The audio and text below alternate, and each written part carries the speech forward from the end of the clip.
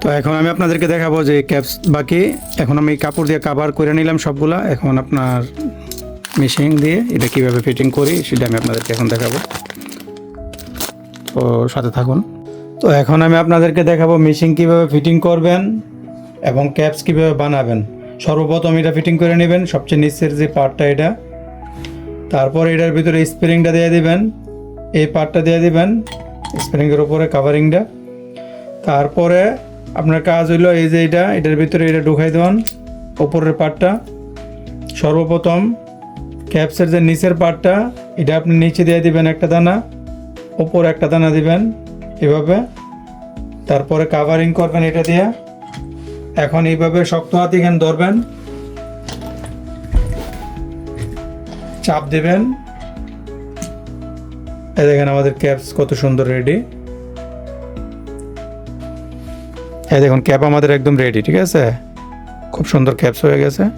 এখন আমি সবগুলা করে নেই, সবগুলা কইরা তারপর আমি আপনাদেরকে দেখাইতেছি কীভাবে ফিটিং করবেন। প্রথম ক্যাপসটা ভিতরে দিয়ে তারপর এটা উপরে দিবেন, তারপরে কাভারটা দিয়ে দিবেন। কাভারটা দিয়ে শক্ত হাতে ধইরা বাস বাটন রেডি। সেম প্রসেসে কন্টিনিউ।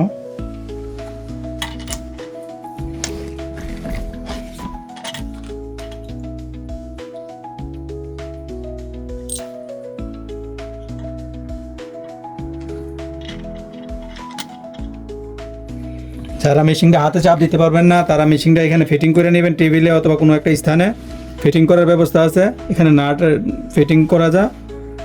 তো আমি হাতে করতে পারি, এই জন্য আমি হাতে করি। এভাবে আপনি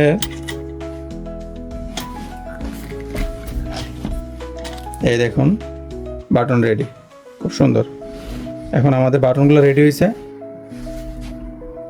এখন আমরা যে ড্রেস এটা লাগাবো ওই ড্রেসটা আমি আপনাদেরকে দেখাইতেছি। আমরা এই বাটনগুলো এই ড্রেসটার মধ্যে লাগাবো, সেম কাপড় দিয়ে এটা আমরা বানাইছি।